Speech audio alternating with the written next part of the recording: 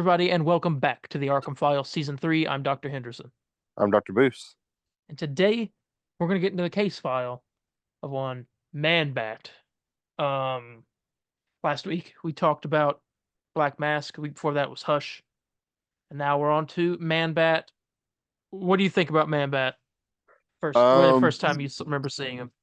For we talked about this last episode for like a minute. Lego Batman.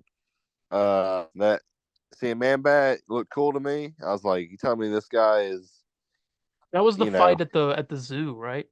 He was fighting the zoo. Yeah. And him. If there was two villain characters I played as the most in Lego Batman, it was Killer Croc and Man-Bat. Those two. I don't know why those two, but I or that and Freeze. I forgot to mention him. I mean, don't tell me you played as the Riddler in those games, did you?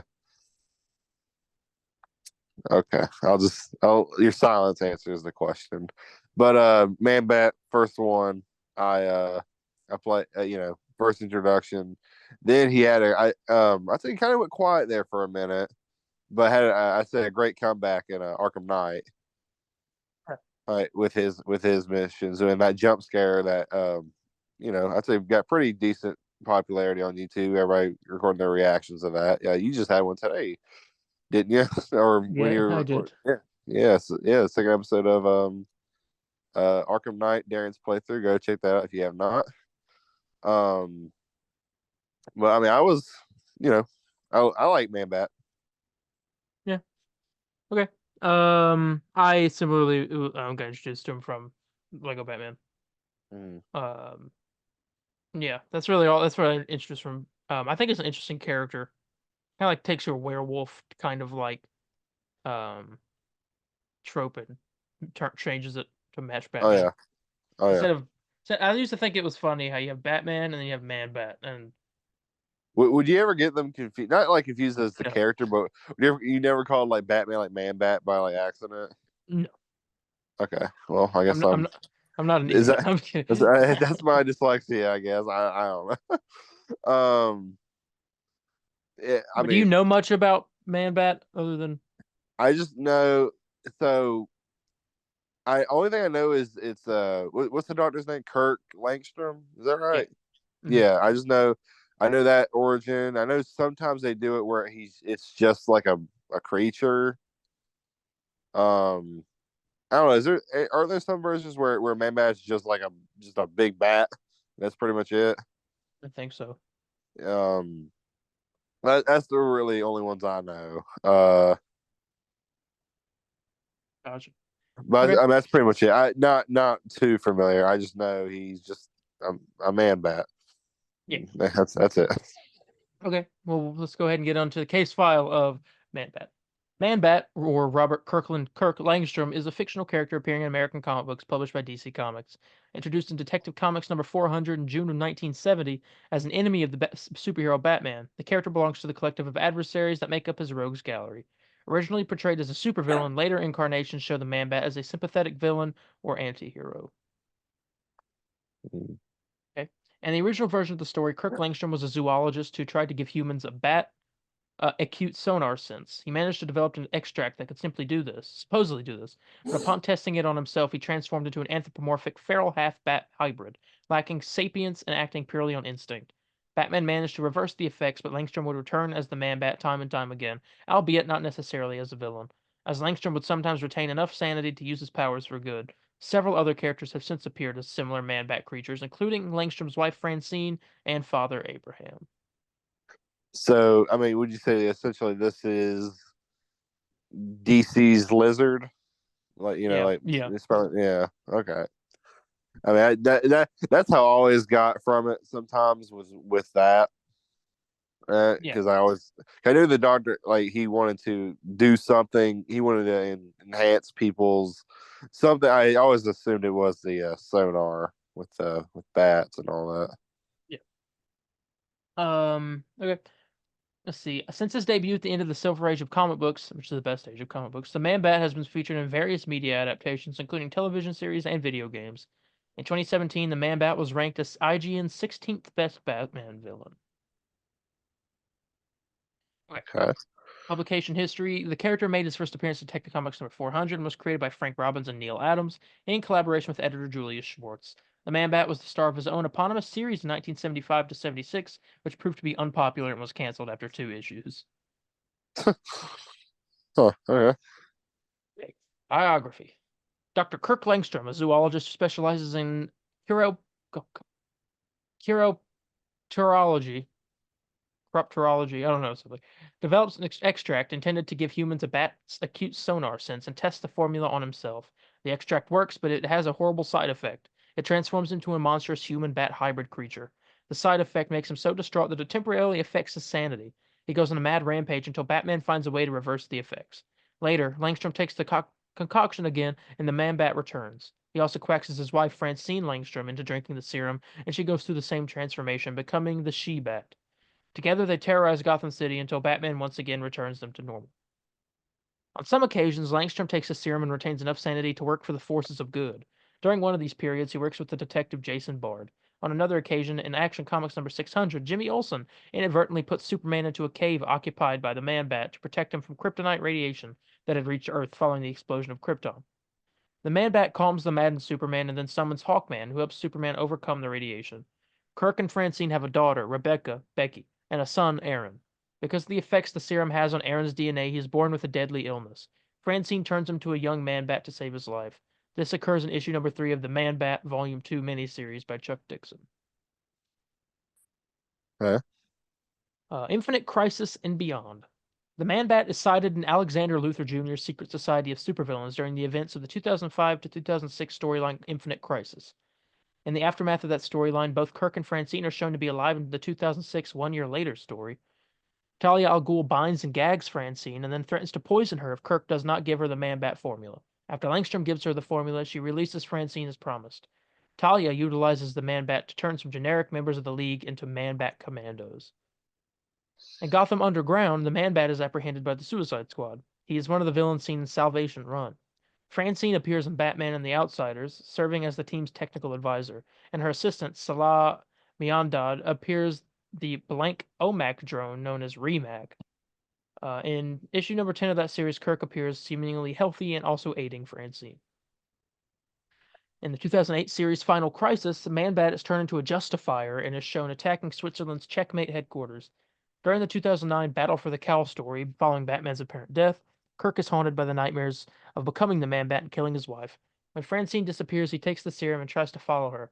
After an altercation with the Outsiders, he returns to his human form and is captured by Dr. Phosphorus, who reveals that the serum is not necessary to trigger the change. Kirk discovers that Phosphorus has also captured Francine and becomes the Man-Bat to save her. During the 2009 and 2010 Blackest Night story, Francine tracks down Kirk as the Man-Bat, having created a cure, and revealed that Kirk's next transformation would be permanent if he did not drink it. Kirk attempts to take the cure, but his Man-Bat persona would not let him. Just as Kirk is about to drink it, Francine is wounded in the crossfire of the battle between the Black Lantern Solomon Grundy and Bizarro, the latter of whom is already at the scene, trying to prevent Kirk from taking the cure. Distraught at Francine's injuries, Kirk transforms into the Man-Bat seemingly permanently. In Batgirl Volume 3, number 10 and 11, the Man-Bat is seen under the control of the Calculator as a techno-zombie. In the Collision storyline of Red Robin, following Red Robin's actions against Ra's al Ghul in the League, the latter attempts to murder people related to the Bat family. The Man-Bat, following Red Robin's orders, protects Julie Madison, a former lover of Bruce Wayne, against Ra's al Ghul's assassins. And that's the end of Infinite Crisis. Okay. Just a bunch of random stuff. Yeah, Okay. New 52. In New 52, 2011 reboot, the majority of Kirk Langstrom's history is rebooted. The Man-Bat serum first appears in Detective Comics Volume 2. Ignatius Ogilvy, which is Emperor Penguin in those books. I showed these off in our comic collection video. The New 52 Detective Comics series. He also comes into possession of the Man-Bat serum, which he uses as an airborne virus to spread throughout Gotham City's 900 block. Detective Comics Volume 2, Kirk Langstrom first appears where he and his wife Francine are escorted by Batwoman to Batman's location. Langstrom reveals that he's the creator of the serum, intending to help deaf people. Taking responsibility as the creator of the serum, he uses a sample of the serum Batman had obtained to inject himself.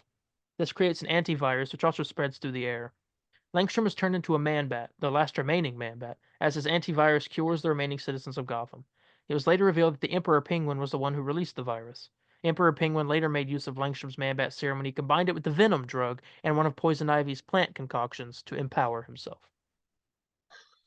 Langstrom reappears in Batman Inc. Volume 2 in 2013, apparently giving Batman the serum. He claims to be working on an aerosol antidote to the serum as well. The backup feature of Detective Comics Volume 2 focuses on Langstrom and his wife. He changes from the Man-Bat form into his human form and becomes addicted to the Man-Bat serum, taking it every night. He apparently does not remember his actions from the previous night, yet worries that a string of reported killings are his fault. During the Forever Evil storyline, the Man-Bat is among the villains recruited by the Crime Syndicate of America to join the secret society of supervillains. The Scarecrow and the Man-Bat attempt to steal the Frozen Talons, assassins that are associated with the Court of Owls, from Blackgate while the Penguin is having a meeting with Bane. Bane arrives at Blackgate as the Man-Bat and his fellow Man-Bats are attempting to transport the Talons to Mr. Freeze and is able to keep one from leaving. The final issues of the series, Batman the Dark Knight, would establish that Kirk is the son of a corrupt, wealthy pharmaceutical businessman named Abraham Langstrom, who considers his son as a failure when compared to Bruce Wayne, the son of his business rival Thomas Wayne. Abraham would steal his son's serum, make some of his own improvements, and use it to target the homeless, because no one would miss them, before being stopped by Batman, though he is able to plead temporary insanity to avoid going to prison. That was New 52. Okay. He was able to please say it. That's funny. Yeah. DC Rebirth. And the Watchmen sequel, Doomsday Clock, which is part of the DC Rebirth, the Man-Bat is featured on the news as an example of the Superman theory, where the government has been experimenting on humans to give them powers. The Man-Bat later accompanied Black Adam in his attack on the White House. In Harley Quinn Rebirth, Langstrom's wife goes on a rampage against Harley and her friends, turning Harley and her friend Tony into Man-Bats as part of the Penguin's plan to break Harley's spirit. The other friends get Langstrom released and he helps them find the antidote before predictably escaping himself. The Man-Bat later becomes a founding member of the second incarnation of Justice League Dark. And that, surprisingly enough, is the end of this case. Huh. A little short one. Uh, did it? I gotta ask you, did it get you more invested with Man-Bat or I mean, no? no, because Just I already knew all this stuff. Most oh, of the you already important knew. stuff. Oh, I'm the one that's behind. I gotcha. Uh, It seems yeah. like they haven't. I think he should be in a movie. He should. Well, he was Schumacher cut. I mean, was But that was even that Man-Bat? Man-Bat? I don't know I if that knew was it Man-Bat. because well, the thing is, everybody keeps claiming it is, but I'm one of those people that doesn't believe it due to I just think it was like a Bruce's vision. He's having like a vision rather than it being like a, you know what I'm saying? It's Man-Bat. It just makes no sense. But I mean, I'm surprised he has it. I mean, you think James Gunn or Matt Reeves might do the character I could at see some Matt point? Reeves because Matt Reeves has done like the Planet of the Apes movies, and this probably would be similar. Yeah, Um, I don't know, maybe. gotcha. But yes, that is the end of the case file. Yeah. So thank you all so much for joining us for this episode. If you haven't already, check out the previous two episodes of the series, and also check out next week's episode, which will be the launch week of Suicide Squad: Kill the Justice League, and what a perfect lineup this is, because next week we will be talking about Deadshot. Um, so that is the file we'll get into then. But I guess for now, we are going to go ahead and get out of here. So thank you all so much for joining, and we will see you in the next one. Goodbye, ladies and gentlemen. Take care.